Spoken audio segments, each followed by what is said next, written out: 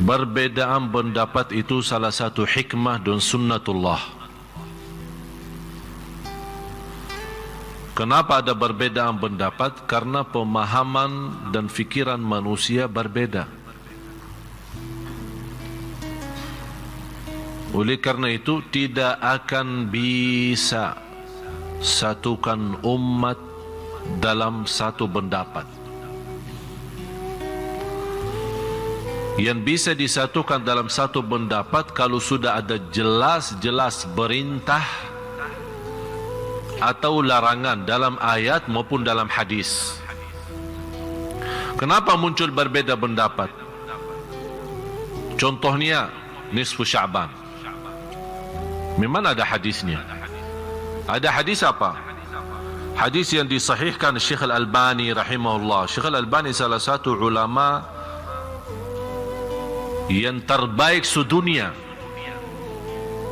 yang sudah diakui sebagai ulama ahli hadis, teliti hadis ini dan beliau menyampaikan hadis ini sahih. Dan riwayat bermacam, ada Musnad Ahmad bin Hanbal, ada Musannaf Ibn Syaibah, ada Tabarani, ada Baihaqi, banyak riwayat. Yang di situ Rasulullah SAW menjelaskan, Inna Allah la yattali'u, Allah subhanahu wa ta'ala memandangkan atau melihat amalan-amalan hamba.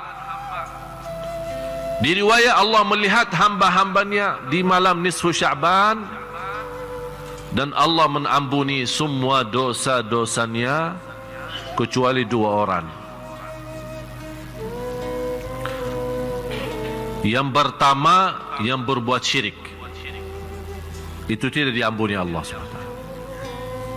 Kalau dia taubat, ya jelas dengan taubat Allah ampuni. Yang kedua, musyahin. Musyahin itu seorang penahan marahannya atau penahan dendamnya. Atau termasuk juga orang-orang yang suka menebar fitnah. Adu domba, isu orang sana, isi sana. Jadi perbuatannya tidak sesuai, malah dia memfitnahkan supaya ini berpisah umat, berpecah umat. Ini juga termasuk orang yang tidak diampuni Allah Subhanahu wa taala. Jadi lewat hadis ini jelas-jelas menyampaikan keutamaan dan kemuliaan malam nisfu Sya'ban. Di situ ini hanya satu-satunya hadis dalam bermacam riwayat.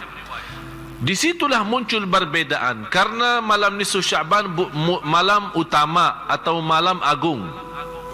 Di situ Allah mengampuni dosa-dosa hambanya. Boleh enggak menghidupkan malam ini dengan salat malam? Ini muncul perbedaan. Kenapa muncul perbedaan?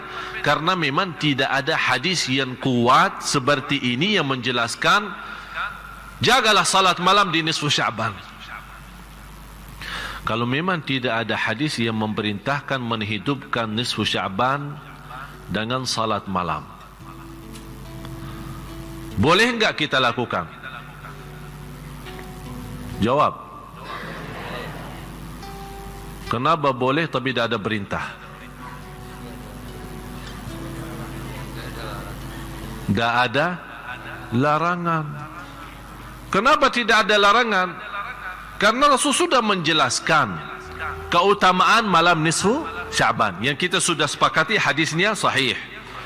Kalau memang ada selebih itu, ini kan kewajiban, ini tugas Rasul. Kalau ada lebih daripada itu yang tidak boleh dilakukan, pasti Rasul tidak akan diam. Bisa Rasul berkata, malam nisfu Sya'ban memang malam agung, diampuni Allah dosa semua hambanya kecuali musyrik dan musyahin, tapi jangan-jangan lakukan salat malam. Kalau tidak ada jangan-jangan di sini, inilah yang membuat muncul perbedaan pendapat. Karena malam itu adalah malam agung, apakah boleh kita menghidupkan? Ada yang baca Quran, ada yang salawat, ada yang zikir, ada yang salat malam. Yang punya dasar alasannya Rasul tidak lakukan silahkan. Anda tidak mau lakukan dan dasar Rasul tidak lakukan salat malam khusus di malam nisfu Sya'ban, ya silahkan, Anda tak usah salat malam.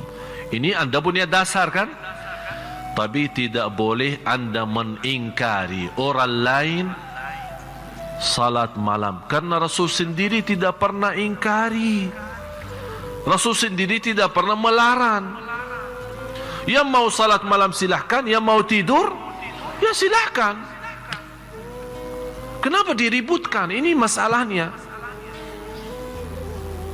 Apapun bersoalan yang belum disepakati, ini harus difahami Bapak Ibu ya. Hafal ini kalau bisa, bukan hanya difahami, dihafal.